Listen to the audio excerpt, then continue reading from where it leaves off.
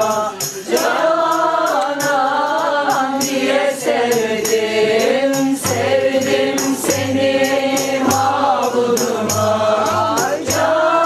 Canan diye sevdim, bir ben bir alem sana hayran diye sevdim. When I dance, when I turn and I close my eyes, I think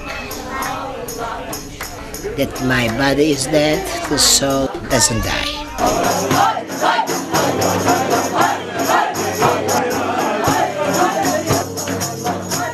We read the Quran, but we cannot understand. Mevlana understood this, and he explained us what is the Quran.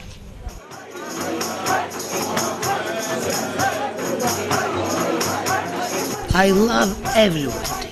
I love everything. I love every flower. I love everything that God gives us.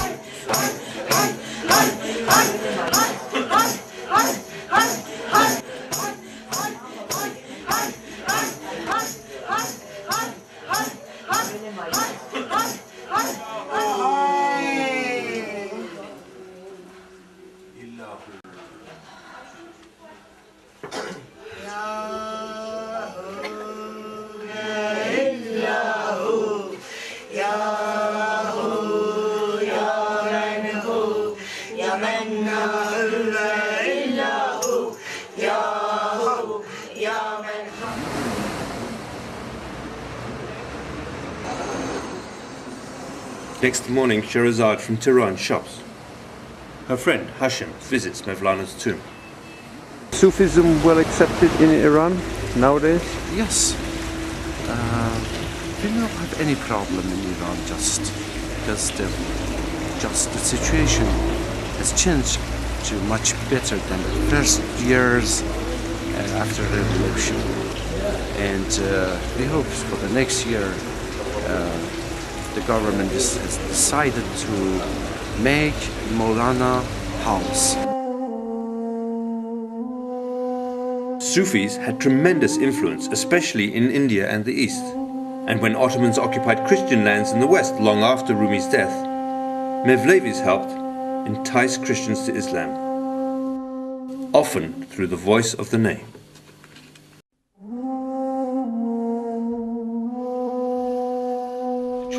Umer Uçelik is a master ney maker and works from the attic of his suburban Konya home. He considers his work no less holy than the work of a Quran scribe. He is a devout Muslim and quickly ushers his wife inside the house when strangers like us approach.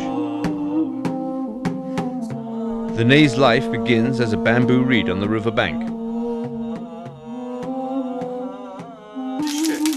Umer strips it, cuts it, and soaks it in oil for days to make it strong. Some reeds break too easily and are discarded. On a lathe, he crafts the mouthpiece from a bull's horn.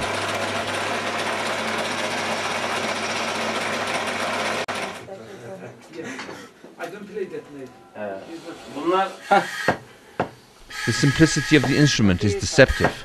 The novice may blow and blow, but the ney will remain silent.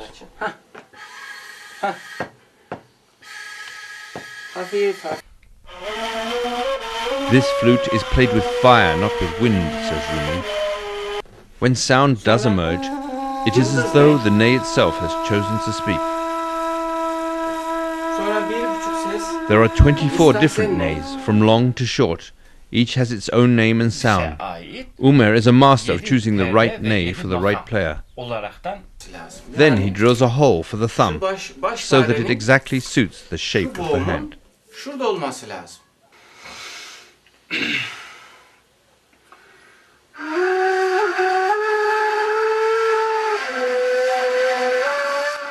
The ney is the voice of many Sufis. According to Rumi, if a perfect man could be found to play it, the voice of the ney would be the voice of God. The ney's voice is naturally sad. Rumi says that like the human soul which longs for its maker, the reed flute longs to return to the riverside.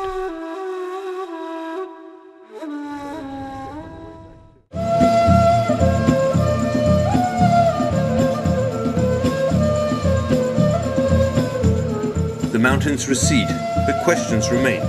Even the meaning of the word Sufi is contested. They used to wear a mantle in wool, and this quality of wool was kind of poor, and they used to call it saf in Arabic. And they called the people who were wearing the saf Sufi.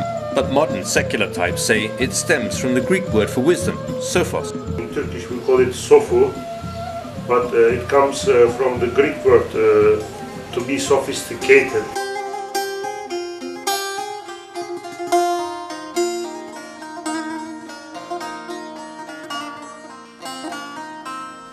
Well, one thing is certain, the car is still here.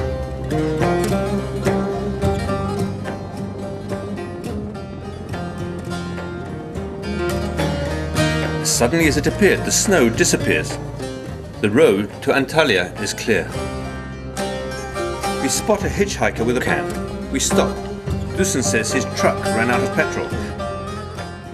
Minutes later, we spring a flat tire and Dusan flags down a passing car from which two men jump out and get to work. One, Yaos, has taken his wife to hospital and is anxious to get back to his young children. We are passing his village. Yaos has a mobile phone and calls a friend in a village near the petrol station. And a driver comes to take Dusan back to his truck with a can of petrol. A circle closes. Harmony is restored to a situation which, but for an incautious act of goodwill, some might say, could have seen several strangers along the roadside, gazing at a darkening sky.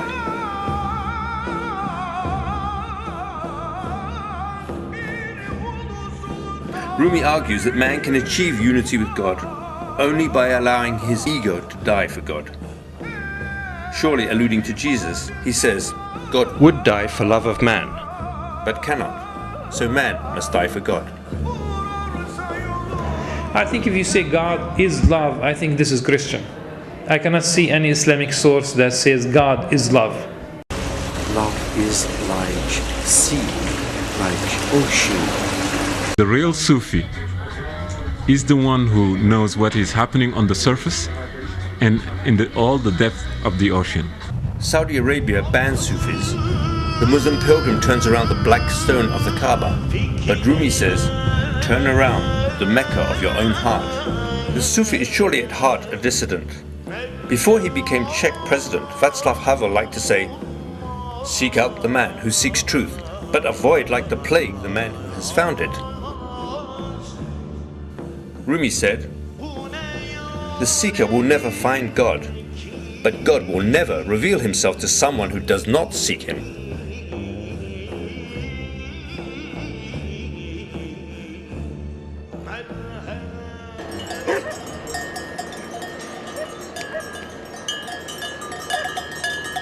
Rumi's Moses accuses a shepherd of blasphemous familiarity with God for begging to wash his dirty clothes. God rebukes Moses. There are no right words, he says. We understand that God is in that shepherd, as the beloved is in the lover. Yes, says Rumi, there is only one search, wandering, and here there is no dogma and no heresy.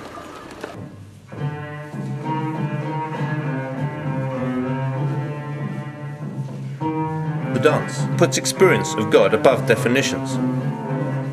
The tall hat represents a tombstone. Freed from fear of death, it is possible to suppress the ego and release the heart.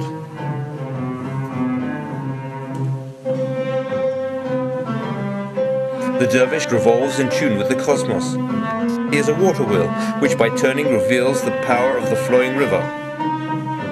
He is even a radar scanner. Every dance form has a spiritual aspect, but it's not the focus. Whereas in dervish dancing, the focus is God and becoming one with God and entering into a place of of humility, of losing the ego. Can you tell me what is in the space? Only we know the planets, and we don't know what is out of planets. So what kind of energy exists there, and who we are. Still we are searching for it. Maybe one day we will recognize ourselves. We will discover ourselves.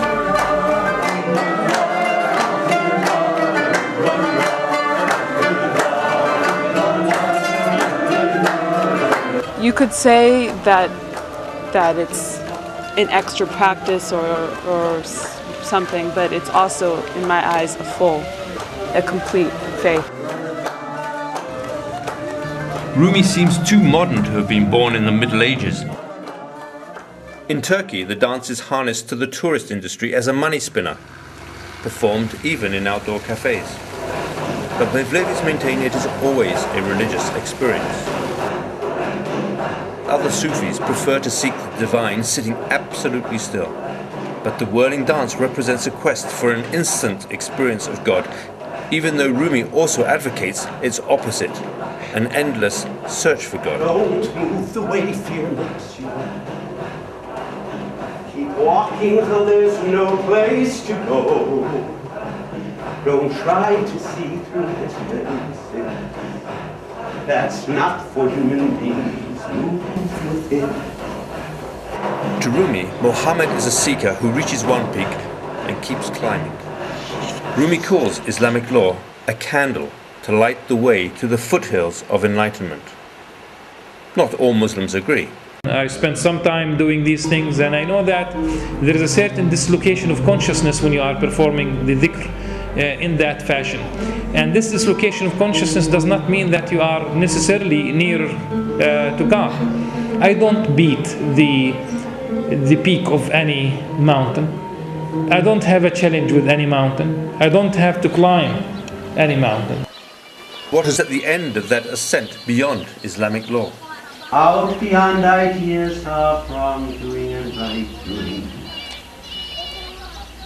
there is a field I'll give you there. When the soul lies down in that grass,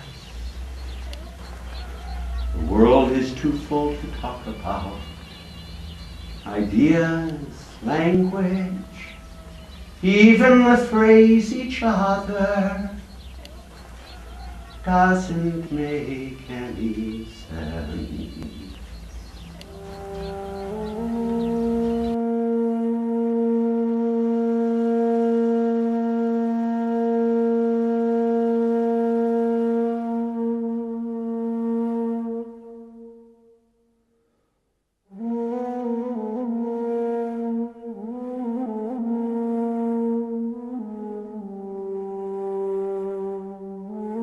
Rumi lived and died in the Islamic faith.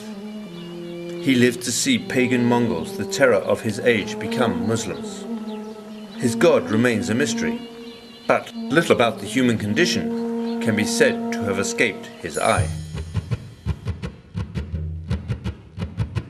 أنا والباب